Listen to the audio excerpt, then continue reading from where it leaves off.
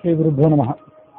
श्रीशिवोवाच सुग्रीवमित्रं परमं पवित्रं सीताकलत्रं नवमेघगात्रं कारुण्यपात्रं शतपत्रनेत्रं ಶ್ರೀರಾಮಚಂದ್ರಂ ಸತತಂ ನಮಾಮಿ.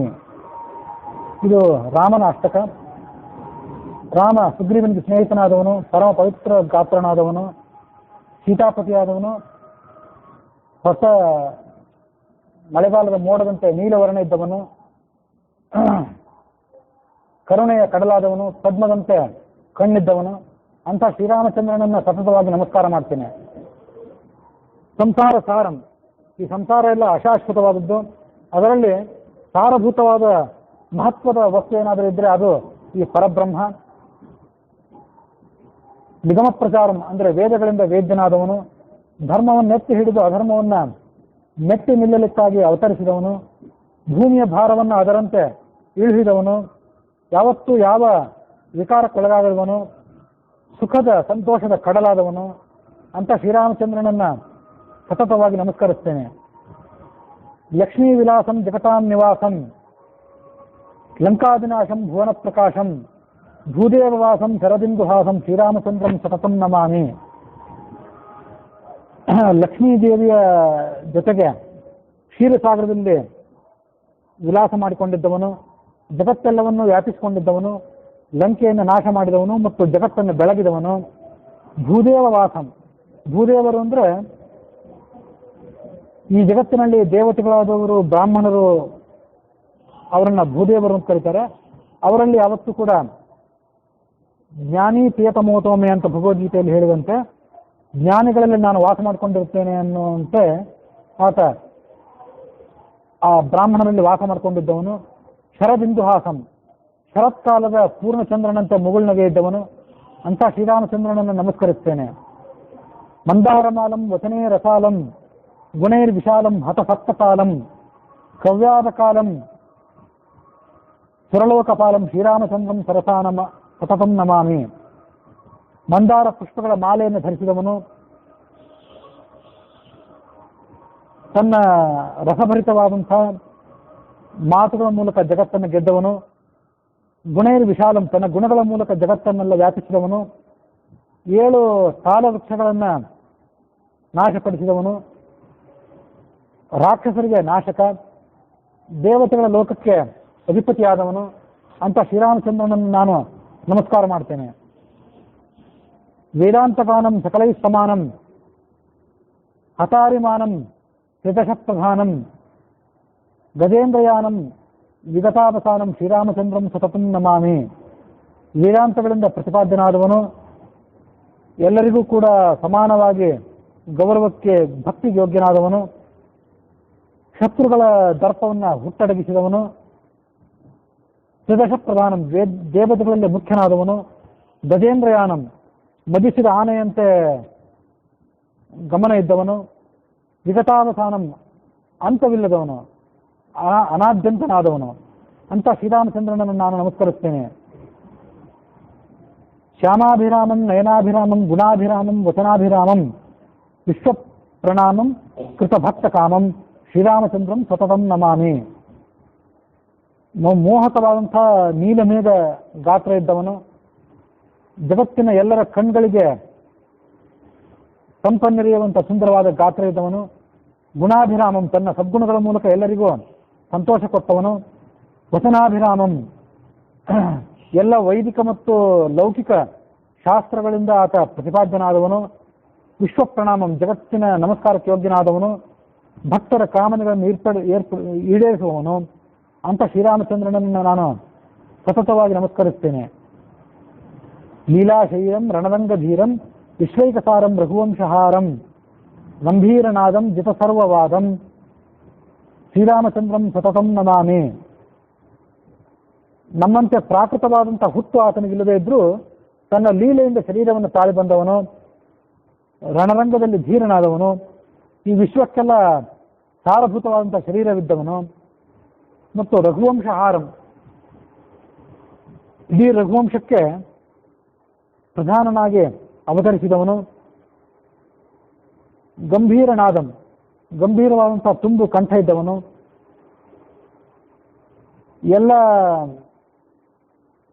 ವೈದಿಕ ಲೌಕಿಕ ವಾಕ್ಯಗಳ ಶಬ್ದಗಳ ಶಾಸ್ತ್ರಗಳ ವ್ಯಾಪ್ತಿಯನ್ನು ಮೀರಿದವನು.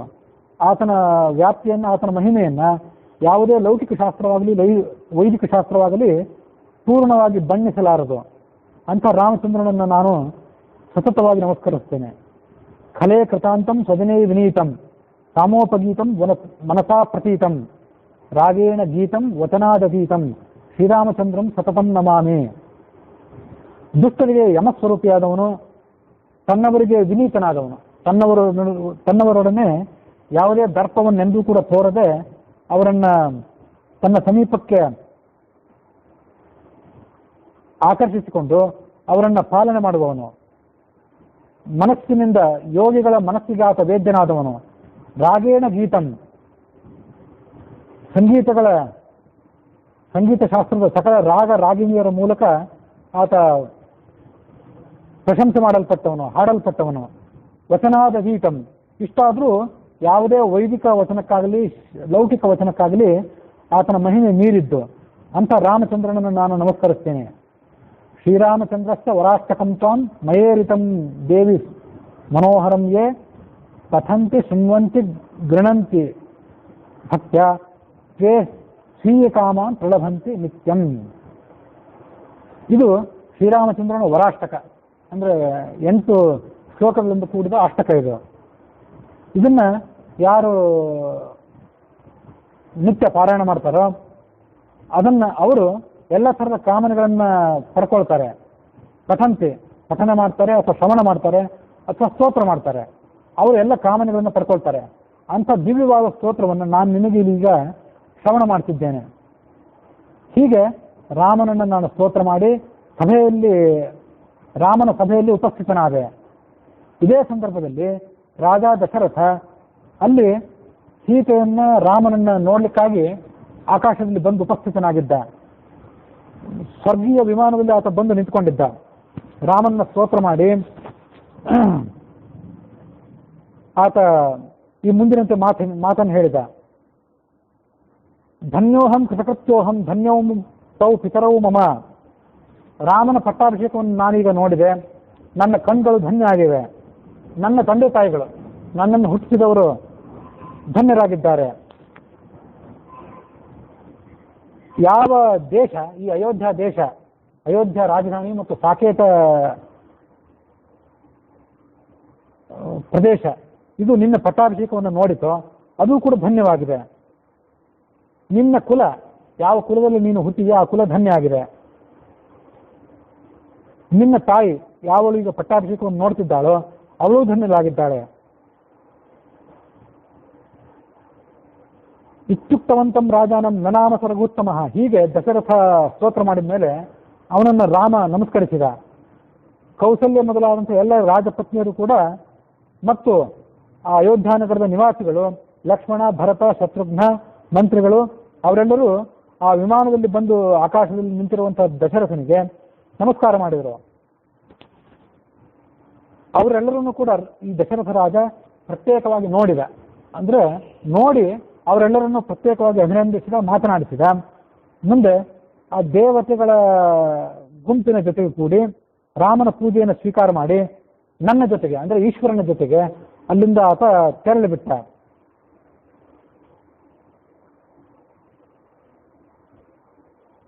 ಎಲ್ಲ ದೇವತೆಗಳು ತಮ್ಮ ತಮ್ಮ ಲೋಕಕ್ಕೆ ಅಲ್ಲಿಂದ ತೆರಳಿದರು. ರಾಮ ಪಟ್ಟಾಭಿಷೇಕ ಮಾಡಿಸಿಕೊಂಡಾಗ ವಸುಧಾ ಸಸ್ಯ ಸಂಪನ್ನ, ಭೂಮಿ ಯಾವಾಗ ಸಸ್ಯ ಸಂಪನ್ನವಾಗಿತ್ತು. ಫಲವಂತೋ ಮಹೀರುಹಾಹ, ವಾಲ್ಮೀಕಿ ರಾಮಾಯಣದಲ್ಲಿ ಏನು ಶ್ಲೋಕ ಬಂದಿತ್ತು ಅದರಂತೆ ಇದು ಕೂಡ ಶ್ಲೋಕ. ಮಹೀರುಹ ಅಂದ್ರೆ ವೃಕ್ಷಗಳು, ಅವು ಫಲಭರಿತವಾಗಿದ್ದವು. ಗಂಧಹೀನಾನಿ ಪುಷ್ಪಾಣಿ ಗಂಧವಂತಿ ಚಕಾಶಿರೆ. ಉಳಿದ ಸಂದರ್ಭಗಳಲ್ಲಿ ಯಾವ ಹೂಗಳಿಗೆ ಸುಗಂಧ ಇರೋದಿಲ್ವೋ ಅಂಥ ಹೂಗಳೆಲ್ಲ ಆವತ್ತು ಸುಗಂಧ ಭರಿತವಾದವು. ಸಹಸ್ರಂ ಶತಮಶ್ವಾನಾಂ ಧೇನೂನಾಂ ರಘುನಂದನ. ಆ ಸಂದರ್ಭದಲ್ಲಿ ರಾಮ ಸಹಸ್ರಂ ಶತಂ, ಲಕ್ಷಗಟ್ಟಲೆ ಆಕಳುಗಳನ್ನ ದಾನ ಮಾಡಿದ. ಅದರಂತೆ ಕುದುರೆಗಳನ್ನ, ಆನೆಗಳನ್ನು ದಾನ ಮಾಡಿದ. ದಶೌ ಶತಂ ದದೌ ಶತಂ ವಿಷಾಣಾಂಚ, ಎತ್ತುಗಳನ್ನು ದಾನ ಮಾಡಿದ. ಕೋಟಿಶಃ, ಕೋಟಿಗಟ್ಟಲೆ ಸಂಪತ್ತನ್ನ ಬ್ರಾಹ್ಮಣನಿಗೆ ದಾನ ಮಾಡಿದ. ಸೂರ್ಯಕಾಂತಿ ಸಮಪ್ರಖ್ಯಾಂ ಸರ್ವರತ್ನಮಯೀಂ ಸೃಜಂ, ಒಂದು ಸೂರ್ಯನಂತೆ ಹೊಳೆಯುವಂಥ ಹಾರವನ್ನ ಸುಗ್ರೀವನಿಗೆ ಆತ ತೊಡಿಸಿದ. ಮತ್ತೆ ರಾಕ್ಷಸರಾಜನಾದ ವಿಭೀಷಣನಿಗೂ ಕೂಡ ಒಂದು ಹಾರವನ್ನು ತೊಡಿಸಿದ. ಅಂಗದಾಯ ದದೌ ದಿವ್ಯ ರಾಘವ ಬಾಹುಭೂಷಣೆ, ತೋಳುಗಳಲ್ಲಿ ಧಾರಣೆ ಮಾಡುವಂಥ ಆಭರಣಗಳನ್ನ ಅಂಗದನಿಗೆ ರಾಮ ದಾನ ಮಾಡಿದ. ಮತ್ತೆ ಸೀತೆಗೆ ದಿವ್ಯವಾದಂಥ ಆಭರಣವೊಂದನ್ನ ರಾಮ ಕೊಟ್ಟ. ಆಕೆ ಆ ಆಹಾರವನ್ನ ವಾಯುಪುತ್ರನಾದಂಥ ಹನುಮಂತನಿಗೆ ಕೊಟ್ಟಳು. ಆಹಾರವನ್ನು ಧಾರಣೆ ಮಾಡಿಕೊಂಡು ಹನುಮಂತ ಕಂಗೊಳಿಸಿದ. ಮಾರುತಿ ಗೌರವೇಣ ಚ, ಹಾರವನ್ನು ಪಡಿಸಿದ್ರಿಂದ ಹನುಮಂತನಿಗೆ ಸರ್ವೋತ್ಕೃಷ್ಟವಾದಂಥ ಸನ್ಮಾನವನ್ನು ಮಾಡಿದಂತಾಗಿತ್ತು. ಆ ಹಾರವನ್ನು ಪಟ್ಟುಕೊಂಡು ಹನುಮಂತ ಕಂಗೊಳಿಸಿದ. ರಾಮ ಈ ಮುಂದಿನಂತೆ ಹನುಮಂತನಿಗೆ ಮಾತು ಹೇಳಿದ, ಹನುಮಂತನೇ, ನಿನ್ನ ಬಗ್ಗೆ ನಾನು ಪ್ರಸನ್ನನಾಗಿದ್ದೇನೆ, ಏನಾದರೂ ವರ ಇದ್ರೆ ಕೇಳು. ಆಗ ಅವನು ಮನಸ್ಸು ತುಂಬಿ ಬಂದು ಈ ವರ ಕೇಳಿದ. ನಿನ್ನ ನಾಮವನ್ನು ನಾನೇನು ನಾಮಸ್ಮರಣೆ ಮಾಡ್ತಿದ್ದೇನೆ, ನನ್ನ ಮನಸ್ಸಿಗೆ ತೃಪ್ತಿನೇ ಇಲ್ಲ. ಆದ್ರಿಂದಾಗಿ ಯಾವಾಗಲೂ ಕೂಡ ನಿನ್ನ ನಾಮಸ್ಮರಣೆಯನ್ನು ನಾನು ಮಾಡುವಂತೆ ನನಗೆ ವರ ಕೊಡು. ಅತಃ ಸ್ವನ್ನಾಮ ಸತತಂ ಸ್ಮರಣ ಸ್ಥಾಸ್ಯಾಮಿ ಭೂತಲೆ, ಯಾವತ್ತು ನಿನ್ನ ನಾಮಸ್ಮರಣೆಯನ್ನು ಮಾಡಿಕೊಂಡು ನಾನು ಭೂತಲದಲ್ಲಿ ವಾಸ ಮಾಡ್ಕೊಂಡಿರ್ತೀನಿ. ಯಾವತ್ ಸ್ಥಾಸ್ಯತಿ ತೇ ನಾಮ ಲೋಕೆ ತಾವತ್ ಕಲೇವರಂ ಮಮ ತಿಷ್ಠತು ರಾಜೇಂದ್ರ ವರೋಯಂ ತೇ ಅಭಿಕಾಂಕ್ಷಿತ.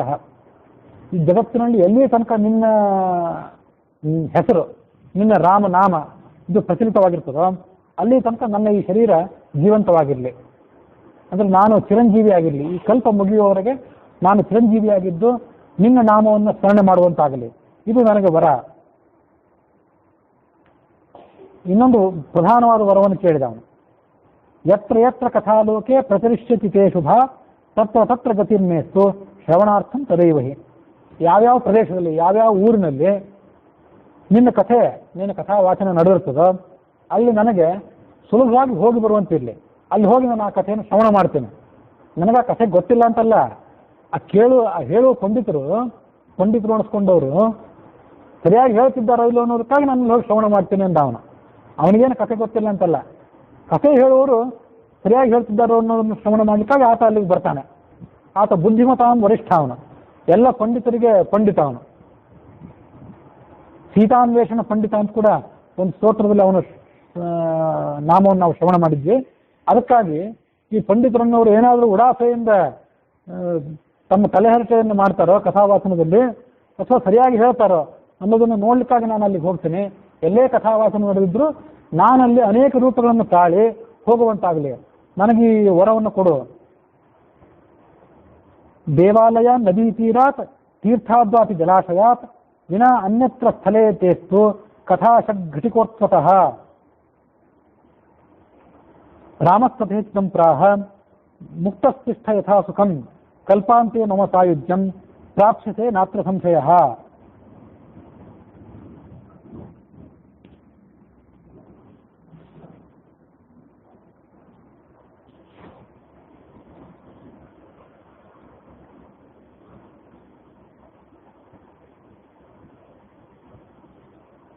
ಇವಿಷ್ಟು ಪ್ರದೇಶಗಳನ್ನು ಬಿಟ್ಟು ಉಳಿದ ಕಡೆಗಳಲ್ಲೆಲ್ಲ ರಾಮನ ಕಥೆ ನಿತ್ಯ ಶ್ರವಣ ಆಗುವಂತಾಗಲಿ ಅಂದ ಅವನು. ಅದು ಹೇಗೆ ಅಂದರೆ, ದೇವಾಲಯವನ್ನು ಬಿಟ್ಟು, ನದಿ ತೀರವನ್ನು ಬಿಟ್ಟು, ತೀರ್ಥಾತ್ ಯಾವುದಾದ್ರೂ ತೀರ್ಥಕ್ಷೇತ್ರವನ್ನು ಬಿಟ್ಟು, ಅಥವಾ ಜಲಾಶಯಾತ್ ಬೇರೆ ಯಾವುದೇ ಜಲಾಶಯವನ್ನು ಹೊರತುಪಡಿಸಿ, ವಿನಾ ಅನ್ಯತ್ರ ಬೇರೆ ಬೇರೆ ಸ್ಥಳಗಳಲ್ಲಿ ತೇ ಕಥಾ ನಿನ್ನ ರಾಮನ ಕಥೆ ಷಡ್ಘಟಿಕೋತ್ವತಃ 6 ಗಂಟೆಯ ಬಳಿಕ, ಸಾಯಂಕಾಲದ 6 ಗಂಟೆಯ ಬಳಿಕನೋ ಅಥವಾ ಪ್ರಾತಃ ಕಾಲದ 6 ಗಂಟೆಯ ಬಳಿಕನೋ ಅಂತಿಲ್ಲ, ಅಂತೂ 6 ಗಂಟೆಯ ಬಳಿಕ ನಿನ್ನ ಕಥೆ ವಾಚನ ಆಗುವಂತಾಗಲಿ ಅಂತ ಅವನು ಪ್ರಾರ್ಥನೆ ಮಾಡಿದ. ಈ ಶ್ಲೋಕದ ಅರ್ಥ ನನಗೆ ಸರಿಯಾಗಿ ಆಗಲಿಲ್ಲ,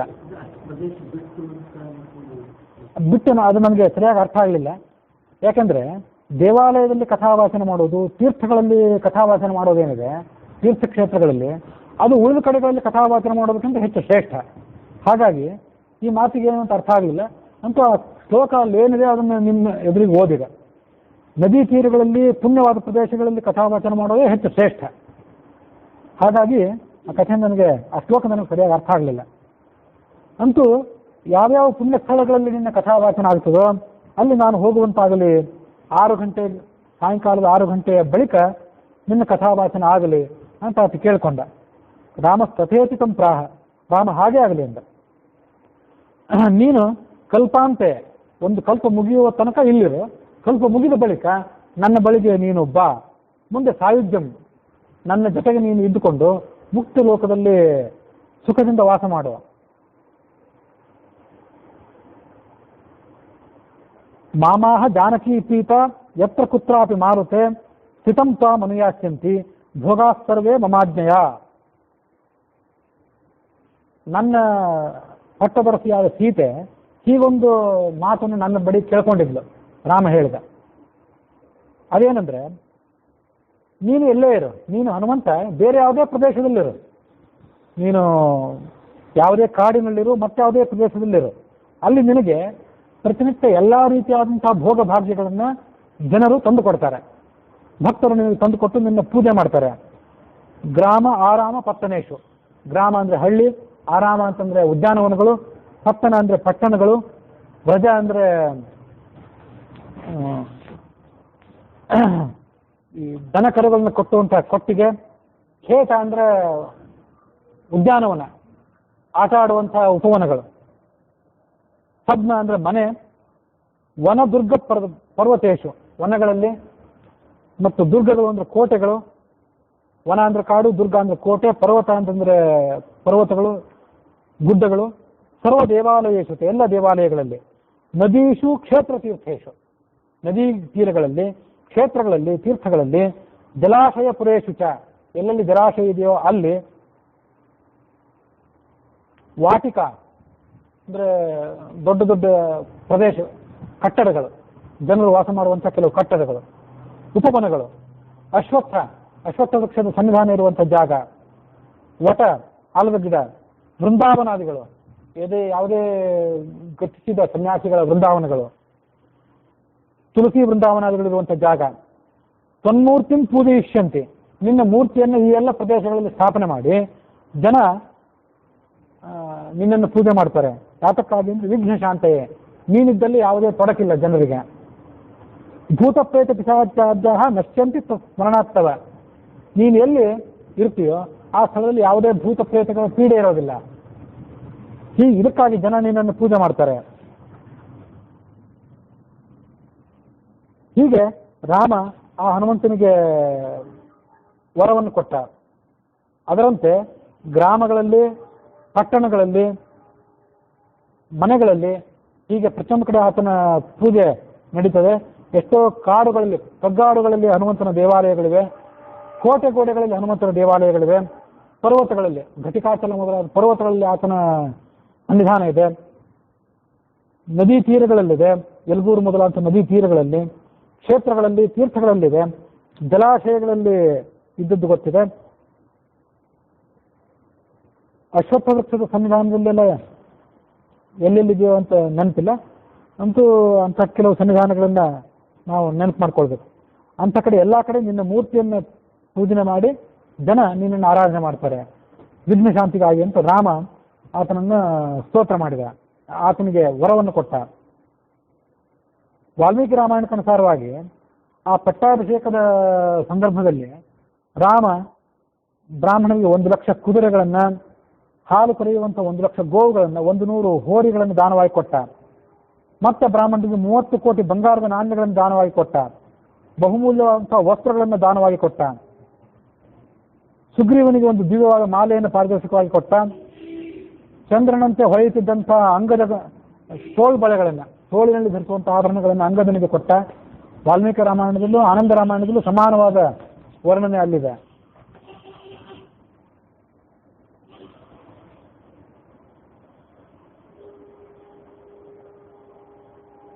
ನಾನಾ ಥರದ ಆಭರಣಗಳನ್ನು ಸೀತೆಗೆ ಕೊಟ್ಟ. ರಾಮ ಕೊಟ್ಟಂತ ಒಂದು ಮುತ್ತಿನ ಹಾರವನ್ನು ತನ್ನ ಕುತ್ತಿಗೆಯಲ್ಲಿ ಆಕೆ ಧಾರಣೆ ಮಾಡಿದ್ಲು. ಅದಾದ ಬಳಿಕ ಅದನ್ನು ಹೊರಗೆ ತೆಗೆದ್ಲು.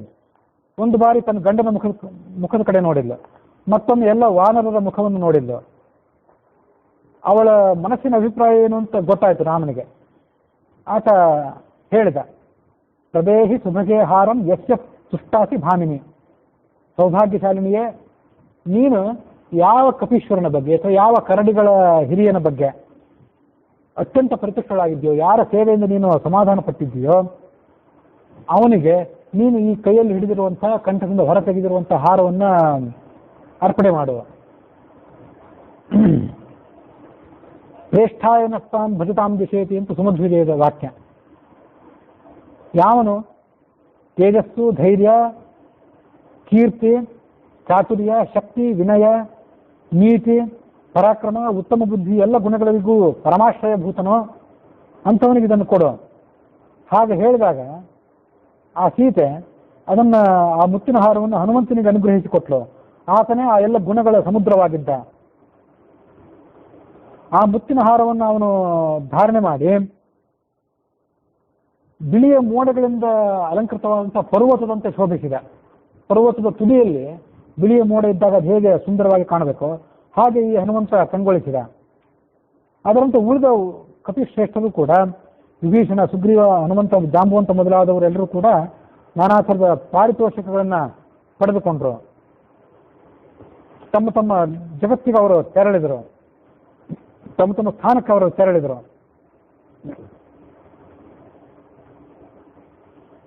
ಮುಂದೆ ರಾಮ ಮೈಂದ, ದ್ವಿವಿಧ, ನೀಲ ಮೊದಲಾದವರನ್ನು ಕೂಡ ಭೇಟಿಯಾಗಿ ಅವರಿಗೂ ನಾನಾ ಥರದ ಪಾರಿತೋಷಕಗಳನ್ನ ಕೊಟ್ಟ. ಸುಗ್ರೀವ ಕಿಷ್ಕಿಂಧೆಗೆ ತೆರಳಿದ.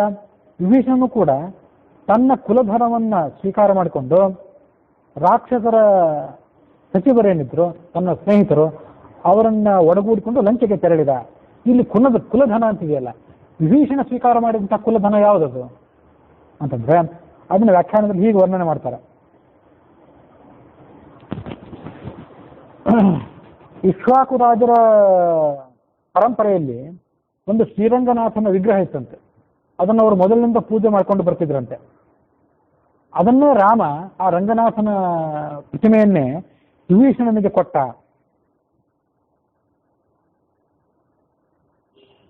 ಉತ್ತರ ರಾಮಾಯಣದಲ್ಲಿ ಹೀಗೊಂದು ಮಾತಿದೆ, ಉತ್ತರಕಾಂಡದಲ್ಲಿ, ಆರಾಧಯ ಜಗನ್ನಾಥಂ ಇಕ್ಷ್ವಾಕು ಕುಲದೈವತಂ.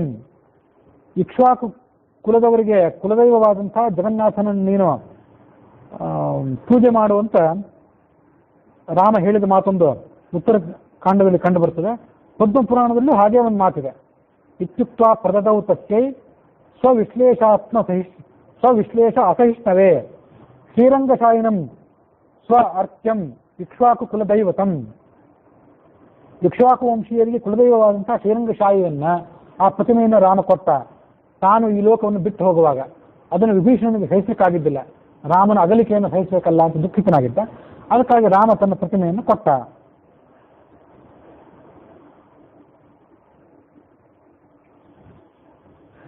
ಇದನ್ನ ಎಡಬಿಡದೆ ಯಾವತ್ತೂ ಕೂಡ ಚ್ಯುತಿ ಇಲ್ಲದಂತೆ ಇದನ್ನು ಆರಾಧನೆ ಮಾಡುವಂತ ಹೇಳಿದ.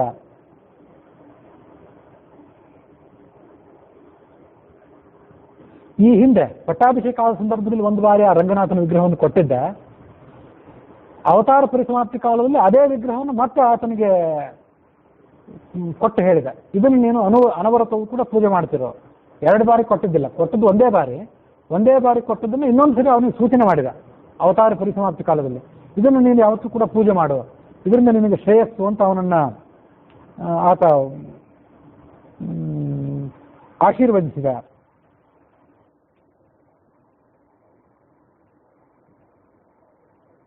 ಹೀಗೆ ಆ ಕುಲಧನ ಅಂದ್ರೆ ಏನು ಅಂದ್ರೆ ರಂಗನಾಥನ ವಿಗ್ರಹ ಅಂತ ಹೇಳ್ತಾರೆ. ಮತ್ತು ಒಂದು ಆಖ್ಯಾಯಿಕ ಇದೆ. ಆ ಆಖ್ಯಾಯಿಕೆಯ ಪ್ರಕಾರ ಈ ಮೂಲರಾಮನ ವಿಗ್ರಹ ಅಂತ ಏನಿತ್ತಲ್ಲ, ಆ ಮೂಲರಾಮನ ವಿಗ್ರಹವನ್ನ ಚತುರ್ಮುಖ ಬ್ರಹ್ಮನ ಕರದಿಂದ ಅದು ಪೂಜಿತವಾದದ್ದು. ಅದನ್ನ ಇಕ್ಷ್ವಾಕು ವಂಶೀಯರು ಕೂಡ ಪೂಜೆ ಮಾಡ್ತಿದ್ರು. ರಾಮನ ಅವತಾರಕ್ಕಿಂತಲೂ ಕೂಡ ಮೊದಲೇ ಇಕ್ಷ್ವಾಕು ವಂಶೀಯರ ಕುಲದೈವವಾಗಿ, ಅವರ ಮನೆ ದೈವವಾಗಿ ಅದು ಪೂಜಿತವಾಗಿತ್ತು. ಅದನ್ನೇ ರಾಮ ತನ್ನ ಅವತಾರ ಪರಿಸಮಾಪ್ತಿ ಕಾಲದಲ್ಲಿ ಈ ರಾಜರಿಗೆ ಒಪ್ಪಿಸಿದ್ದ. ಅದು ಮುಂದೆ ವಿವಿಧ ಪರಂಪರೆಗಳ ಮೂಲಕ ಈ ಮಠಗಳಿಗೆ ಬಂದಿತ್ತು. ಅದು ಈ ಮಠಗಳಲ್ಲಿ ಇವತ್ತು ಪೂಜಿತ ಆಗಿದೆ ಅಂತ ಒಂದು ಕಥೆ ಇದೆ. ಅದನ್ನು ಕೂಡ ಎಲ್ಲೋ ಓದಿದ್ದೆ, ಅದನ್ನು ಈ ಸಂದರ್ಭದಲ್ಲಿ ನೆನಪು ಮಾಡ್ಕೊಳ್ಬೇಕಷ್ಟೆ. ಮುಂದೆ ಲಕ್ಷ್ಮಣನಿಗೆ ರಾಮ ಹೇಳಿದಂತೆ, ನಮ್ಮ ಪಿತಾಮಹರು ಈ ರಾಜ್ಯವನ್ನ ಧಾರಣೆ ಮಾಡಿದ್ರು, ಅದರಂತೆ ನೀನೀಗ ಯುವರಾಜ ಪದವಿಯಲ್ಲಿ ಪಟ್ಟಾಭಿಷೇಕ ಮಾಡಿಕೊಂಡು ಯುವರಾಜನಾಗುವ. ಲಕ್ಷ್ಮಣ ಅದನ್ನು ಒಪ್ಪಲಿಲ್ಲ. ಆಗ ಲಕ್ಷ್ಮಣನನ್ನು ಬಿಟ್ಟು ಭರತನಿಗೆ ಪಟ್ಟಾಭಿಷೇಕ ಮಾಡಬೇಕಾಯ್ತು. ಆನಂದ ರಾಮಾಯಣ ಮುಂದೊಂದು ಕಡೆ ಹೇಳ್ತದೆ ಲಕ್ಷ್ಮಣನೇ ಯುವರಾಜನಾಗಿದ್ದ ಅಂತ ಹೇಳಿ. ಹೀಗೆ ಆನಂದ ರಾಮಾಯಣದಲ್ಲಿ ಮತ್ತು ವಾಲ್ಮೀಕಿ ರಾಮಾಯಣದಲ್ಲಿ ಪ್ರತ್ಯೇಕವಾದ ಮಾಹಿತಿ ಇದೆ. ಭರತ ಪಟ್ಟಾಭಿಷೇಕ ಮಾಡಿಸ್ಕೊಳ್ಳಿಕ್ಕೆ ಒಪ್ಪಿದ, ರಾಮ ಆತನನ್ನು ಯುವರಾಜ ಪದವಿಯಲ್ಲಿ ಪಟ್ಟಾಭಿಷೇಕ ಮಾಡಿದ. ಅದಾದ ಬಳಿಕ ರಾಮ ಪೌಂಡರೀಕ, ಅಶ್ವಮೇಧ ಮೊದಲಾದಂತಹ ನಾನಾ ವಿಧವಾದ ಯಜ್ಞಗಳನ್ನ ಹಲವಾರು ಬಾರಿ ಅನುಷ್ಠಾನ ಮಾಡಿದ. ರಾಜ್ಯಂ ದಶಸಹಸ್ರಾಣಿ ಪ್ರಾಪ್ತ ವರ್ಷಾಣಿ ರಾಘವ ದಶಾಶ್ವಮೇಧಾನ್ ಆಜಹ್ರೆ ತದಸ್ವಾನ್ ಭೂರಿ ದಕ್ಷಿಣಾನ್. 10,000 ವರ್ಷಗಳವರೆಗೆ ಈ ಭೂಮಿಯಲ್ಲಿ ಆತ ವಾಸ ಮಾಡಿಕೊಂಡಿದ್ದ. 100 ಅಶ್ವಮೇಧಗಳ ಯಾಗಗಳನ್ನು ಆತ ಈ ಭೂಲೋಕದಲ್ಲಿದ್ದಾಗ ಆಚರಣೆ ಮಾಡಿದ ಅಂತ ವಾಲ್ಮೀಕಿ ರಾಮಾಯಣ ಅದನ್ನು ವರ್ಣನೆ ಮಾಡ್ತದೆ.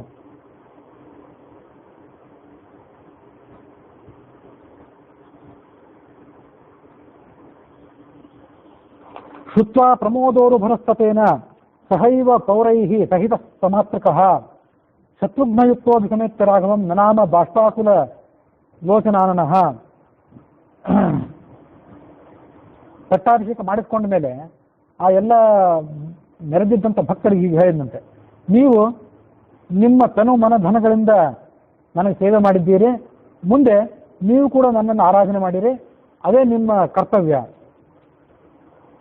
ಮುಕ್ತಿ ಪ್ರಧಾನ ಪ್ರತಿಕರ್ತೃತಾಮೇ ಸರ್ವಸ್ಯ ಚಾಥೋ ಭವತಾಂ ಭವೇತ ಹನುಮತೋನ ಪ್ರತಿಕರ್ತೃತಾ ಸ್ಯಾತ್ ಸ್ವಭಾವ ಭಕ್ತಸ್ಯ ನಿರೌಪಧನ್ಮೇ. ನಿಮಗೆ ನೀವು ಮಾಡಿದ ಸೇವೆಗೆ ಪ್ರತಿಫಲವಾಗಿ ನಾನು ನಿಮಗೆಲ್ಲರಿಗೂ ಮುಕ್ತಿಯನ್ನು ಕೊಟ್ಟರೆ ಅದು ಪ್ರತಿಫಲವನ್ನು ಕೊಟ್ಟಂತಾಯ್ತು. ಆದರೆ ಹನುಮಂತನಿಗೆ ಆತ ಮಾಡಿದ ಸೇವೆಗೆ ಮುಕ್ತಿಯನ್ನು ಕೊಟ್ಟ ಮಾತ್ರಕ್ಕೆ ನಾನು ಪೂರ್ಣವಾದಂಥ ಫಲವನ್ನು ಕೊಟ್ಟಂತಾಗೋದಿಲ್ಲ. ಅವನು ಅದಕ್ಕಿಂತಲೂ ಶ್ರೇಷ್ಠವಾದಂಥ ಸೇವೆಯನ್ನು ಮಾಡಿದ್ದಾನೆ. ಎಲ್ಲ ದೇವತೆಗಳು ಕೂಡ ಏಕಾಂತ ಭಕ್ತರು. ಅವರು ತಾವೇನೋ ಭಗವಂತನ ಕುರಿತು ಭಕ್ತಿ ಮಾಡ್ತಾರೆ, ಅದಕ್ಕೆ ಪ್ರತಿಫಲವಾಗಿ ಭಗವಂತ ಮೋಕ್ಷವನ್ನು ಕೊಟ್ಟರೆ ಅವ್ರು ಬೇಡ ಅಂತಾರಂತೆ. ಮೋಕ್ಷದ ಸಲುವಾಗಿ ನಾವು ಈ ಭಕ್ತಿಯನ್ನು ಮಾಡಲಿಲ್ಲ, ನಮಗೆ ಮೋಕ್ಷ ಬೇಕಾಗಿಲ್ಲ ಅಂತಾರಂತವ್ರು. ಅಂತ ದೊಡ್ಡ ಭಕ್ತಿ ಅವ್ರದ್ದು. ಆದರೂ ಭಗವಂತ ಕೊಟ್ಟರೆ ಮೋಕ್ಷವನ್ನು ಒಲ್ಲೆ ಅಂತ ಅನ್ನೋದಿಲ್ಲ ಅವರು. ಮೊದಲೊಂದ್ಸರಿ ಬೇಡ ಅಂತಾರೆ, ಕೊಟ್ಟರೆ ಸ್ವೀಕಾರ ಮಾಡ್ತಾರಂತೆ. ಯಾಕೆಂದ್ರೆ ಅಲ್ಲಿ ಭಗವಂತನ ಸನ್ನಿಧಾನ, ಭಗವಂತನ ದರ್ಶನ ಯಾವತ್ತೂ ಆಗ್ತದೆ. ವಾಯು ಈಗಾಗಲೇ ಈ ಹನುಮಂತ ಈಗಾಗಲೇ ಭಗವಂತನ ಅಪರೋಕ್ಷ ಜ್ಞಾನ ಇದ್ದವನು. ಅದಕ್ಕಾಗಿ ಮೋಕ್ಷವನ್ನು ಆತ ಬಯಸೋದೇ ಇಲ್ಲ. ಅವನಿಗೆ ಮೋಕ್ಷವನ್ನು ಸ್ವೀಕಾರ ಮಾಡುವಂತ ಆಜ್ಞೆ ಮಾಡಿದ್ರು ಅವನು ಸ್ವೀಕಾರ ಮಾಡಲಿಕ್ಕೆ ಒಪ್ಪೋದಿಲ್ಲ. ಆದ್ರಿಂದ ರಾಮನಿಗೆ ಇದೊಂದು ಸಮಸ್ಯೆ. ಮದ್ಭಕ್ತವು ಜ್ಞಾನಪೂರ್ತವು ಅನುಪಧಿಕ ಬಲ ಪ್ರೋನ್ನತಿ ಸ್ಥೈರ್ಯ ಧೈರ್ಯ ಸ್ವಾಭಾವ್ಯ ಆಧಿಕ್ಯ ತೇಜ ಸುಮತಿ ದಮ ಶಮಸ್ ಶು ಅಸ್ಯ ತುಲ್ಯೋ ನ ಕಶ್ಚಿತ ಶೇಷೋ ರುದ್ರ ಸುಪರ್ಣೋ ಅಪಿ ಉರುಗುಣ ಸಮಿತೌ ನೋ ಸಹಸ್ರಾಂಶ ತುಲ್ಯಾಃ ಅಸ್ಯ ಇತಿ ಆತ್ಮಾನಂ ದೇಶಂ ಪದಮಹಮಮುನಾ ಸಾರ್ಧಮೇವ ಉಪಭೋಕ್ಷ್ಯೆ. ನನ್ನ ಭಕ್ತಿ, ಜ್ಞಾನ, ಧೈರ್ಯ ಈ ಎಲ್ಲ ಗುಣಗಳಲ್ಲಿ ಯಾವ ದೇವತೆಗಳು ಕೂಡ ಈತನಿಗೆ ಸಮಾನರಲ್ಲ. ಆದ್ದರಿಂದ ನನ್ನ ವಿಶೇಷ ಸನ್ನಿಧಾನ ಇರುವಂಥ ಒಂದು ಭೋಗವನ್ನು ನಾನು ಈತನಿಗೆ ಕೊಡ್ತೀನಿ ಅಂತ ರಾಮ. ಅದೇನೆಂದ್ರೆ ಸಹಭೋಗ ಅಂತ. ಈ ಹನುಮಂತ ಈಗ ಹನುಮಂತನ ಪದವಿಯನ್ನು ದಾಟಿದ ಮೇಲೆ ಮುಂದೆ ಚತುರ್ಮುಖ ಬ್ರಹ್ಮನ ಪದವಿಯನ್ನು ಏರ್ತಾನೆ. ಚತುರ್ಮುಖ ಬ್ರಹ್ಮನ ಪದವಿಯು ಕೂಡ ಮುಗಿದ ಮೇಲೆ, ಮುಕ್ತನಾದ ಮೇಲೆ ಭಗವಂತನ ಜೊತೆಗೇ ಇದ್ದು ಆತ ಸುಖವನ್ನು ಯಾವತ್ತೂ ಕೂಡ ಅನುಭವಿಸ್ತಾನೆ. ಅದಕ್ಕೆ ಸಹಭೋಗ ಅಂತಾರೆ. ಒಂದು ಕಲ್ಪ ಪರ್ಯಂತ ಎಲ್ಲ ಜೀವರಲ್ಲಿ ಇದ್ದು ಈತ ಶ್ವಾಸ ಮಂತ್ರ ಜಪವನ್ನು ಮಾಡ್ತಾನೆ, ಹಂಸ ಮಂತ್ರ ಜಪವನ್ನು ಮಾಡ್ತಾನೆ. ಅದಕ್ಕೆ ಪ್ರತಿಫಲವಾಗಿ ಇಷ್ಟೆಲ್ಲ ಜೀವರೊಳಗಿದ್ದು ಆತ ಹಂಸ ಮಂತ್ರ ಜಪವನ್ನು ಮಾಡ್ತಾನಲ್ಲ, ಅದಕ್ಕೆ ಪ್ರತಿಫಲವಾಗಿ ಏನು ಕೊಡಬೇಕು ಅಂತ ಹರಿ ವಿಚಾರ ಮಾಡಿ ತಾನು ಭೋಗವನ್ನು ಅನುಭವಿಸುವಾಗ, ತಾನು ಉಣ್ಣುವಾಗ ತನ್ನ ಪಕ್ಕದಲ್ಲಿ ಆತನನ್ನು ಕೂಡಿಸ್ಕೊಂಡು, ತನ್ನ ತೊಡೆಯಲ್ಲಿ ಕೂಡಿಸ್ಕೊಂಡು ಆತನಿಗೆ ಒಂದು ಕಲ್ಪ ಪರ್ಯಂತ ಜೀವರ ಕರ್ಮದ ಫಲ ಏನಿದೆ, ಜೀವರು ಮಾಡುವಂಥ ಕರ್ಮದ ಫಲವಾಗಿ ಅವರೇನು ಪುಣ್ಯ ಅನುಭವಿಸ್ತಾರೆ ಅದರ ರಸವನ್ನು ಆ ಹನುಮಂತನಿಗೆ ಆತ ಪ್ರದಾನ ಮಾಡ್ತಾನೆ.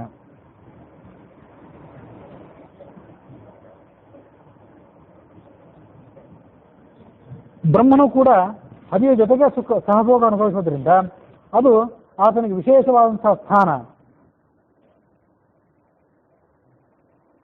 ಹೀಗೆ ಹನುಮಂತ ಮಾಡಿದಂಥ ಸೇವೆಗೆ ಪ್ರತಿಫಲವಾಗಿ ಸಹಭೋಗ ಅನನ್ಯ ಲಭ್ಯಮಸ್ಮೈ ಅಂತ ಕೂಡ ನಾನಾ ಕಡೆ ವರ್ಣನೆ ಮಾಡಿದಂತೆ, ತಾತ್ಪರ್ಯದಲ್ಲಿ ಕೂಡ ವರ್ಣನೆ ಮಾಡಿದಂತೆ ಅವನ ಭಕ್ತಿಗೆ ಮೆಚ್ಚಿ ಸಹಭೋಗವನ್ನು